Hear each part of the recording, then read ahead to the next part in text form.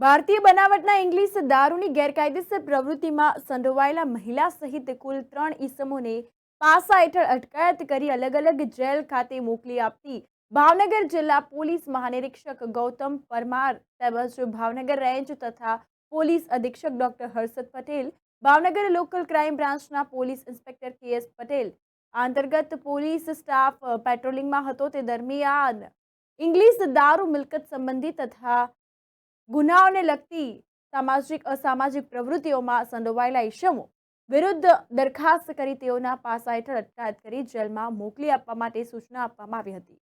તો local crime branch તથા ભાવનગર જિલ્લાના ઘોઘા રોડ તથા ઘોઘા પોલીસ સ્ટેશન દ્વારા અગાઉ ઇંગ્લિશ દારૂની ગેરકાયદેસર પ્રવૃત્તિઓમાં સંડોવાયેલ મહિલા તથા 2 પુરુષ વિરુદ્ધ પાસા અંગેની દરખાસ્ત તૈયાર કરી જિલ્લા મેજિસ્ટ્રેટ ભાવનગર તરફ મોકલી આપવામાં આવેલ છે.